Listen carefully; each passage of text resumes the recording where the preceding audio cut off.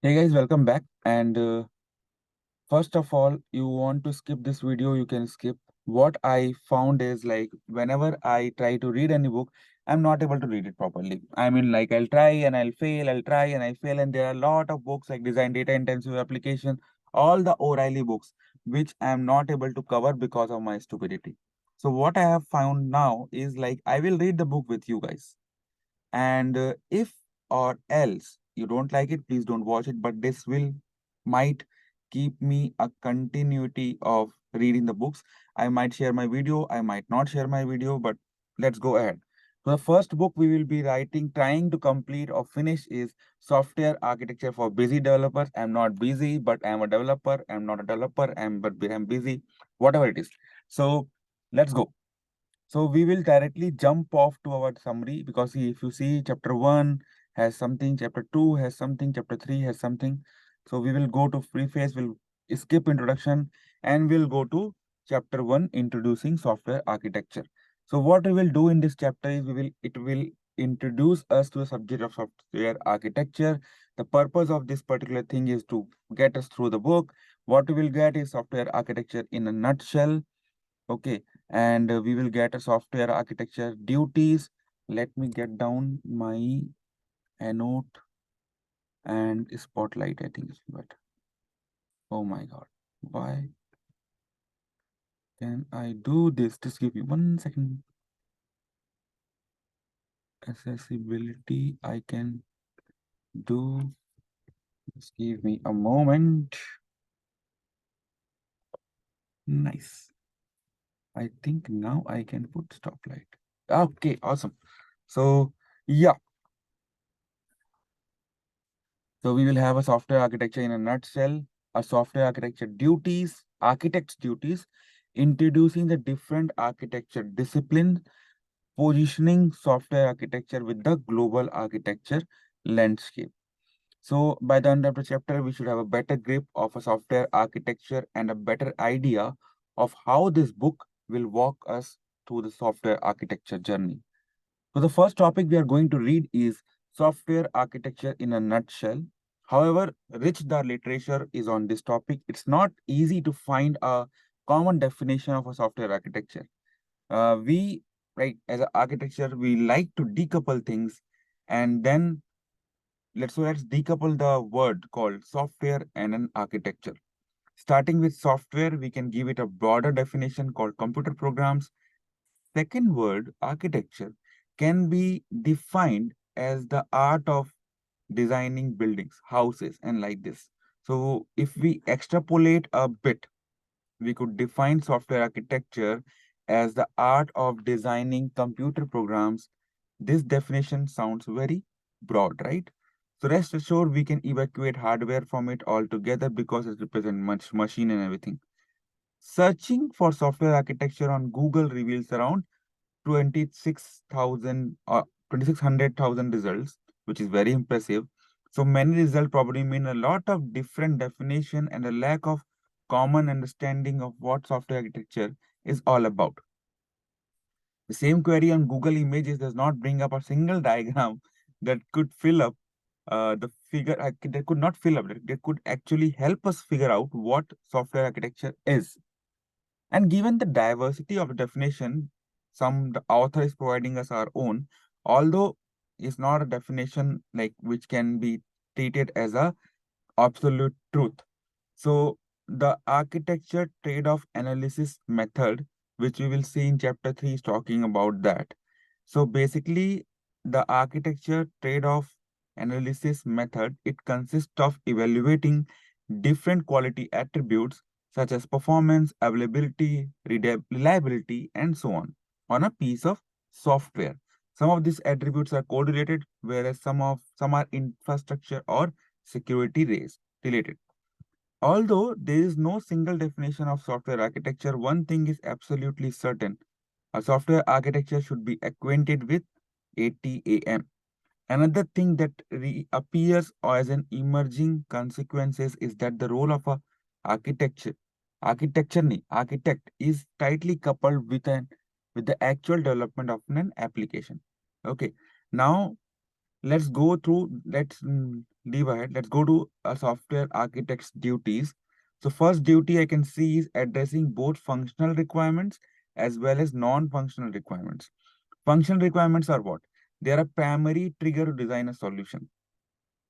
Whether the solution is designed for the business or for the IT department, you make the business case and then start the design work.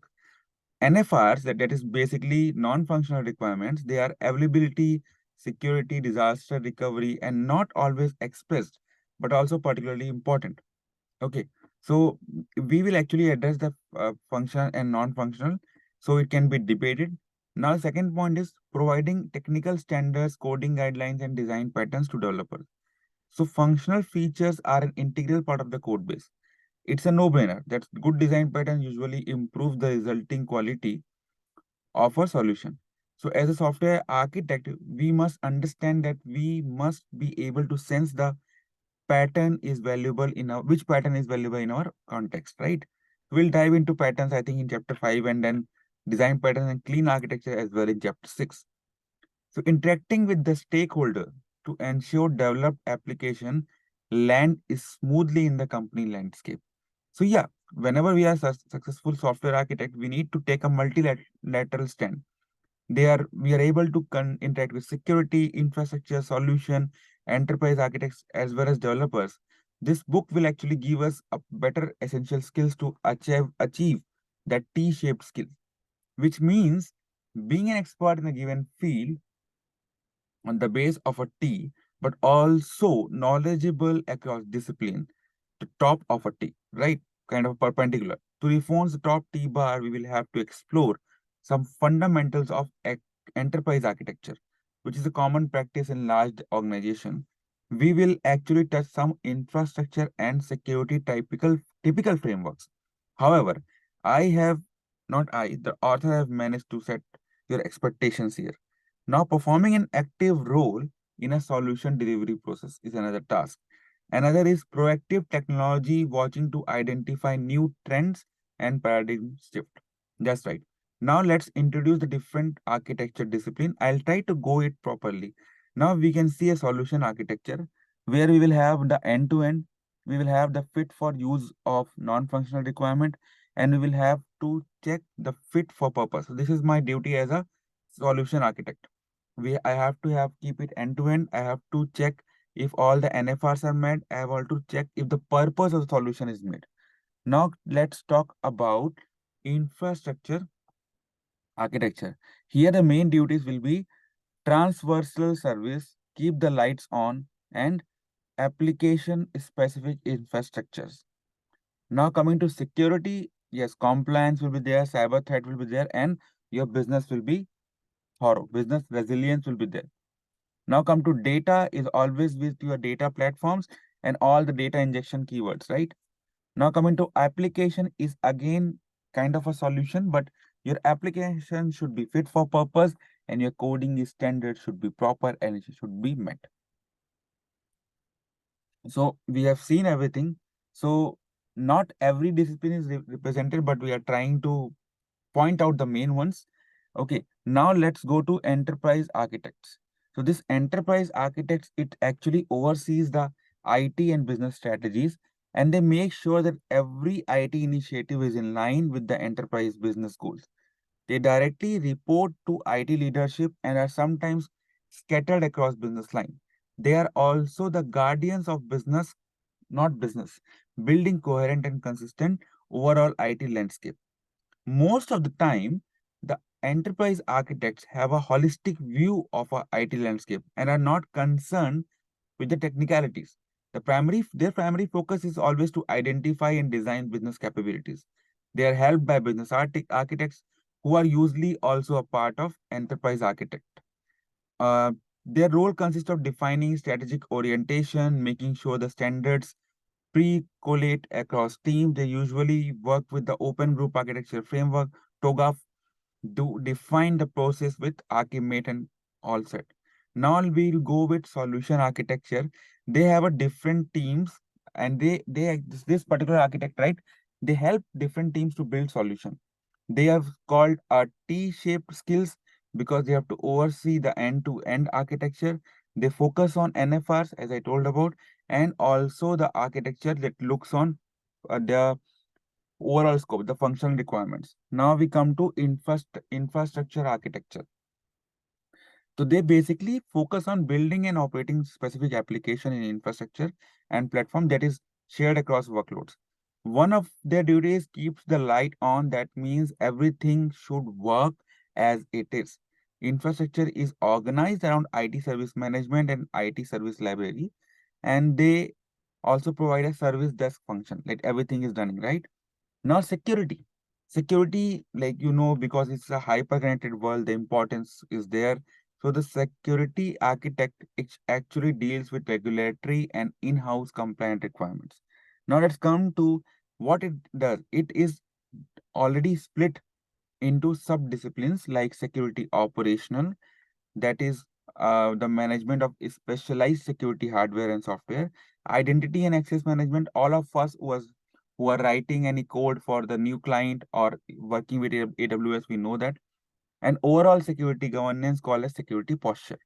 In medium to large organization, you can find blue and red attack teams. Blue team defend and red team attack, composed of technical security experts. Together with SOC, they evaluate the robustness of a business overall resilience. Okay, the practice is managed by CISO, like Chief Information Security Officer, although the role sometimes can also be called as Chief Information Officer. Let's go ahead to data architecture. The data architect, usually you see that they will oversee the entire data landscape. The mostly They'll focus on designing data platforms for storage, insights, and advanced analytics.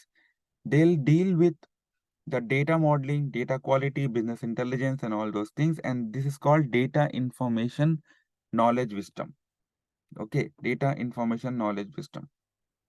Organizations have a lot of data right now for which they try to extract the valuable information to gain wisdom over time and all those things. Now we call it application architecture. They will always make sure the application developed will be fit for purpose. They enforce coding patterns, everything like this. Now let's go to positioning software architecture with the global architecture landscape. Given the introduction outline in the previous section, we will particularly put something here, which is what? Solution architecture will be end-to-end, fit for use, NFR, and fit for purpose. Same thing will be infrastructure architecture. They will have a transversal services, will keep the lights on, everything should be running. Also, application specific infrastructure should be there. Security will have compliance, cyber, and business.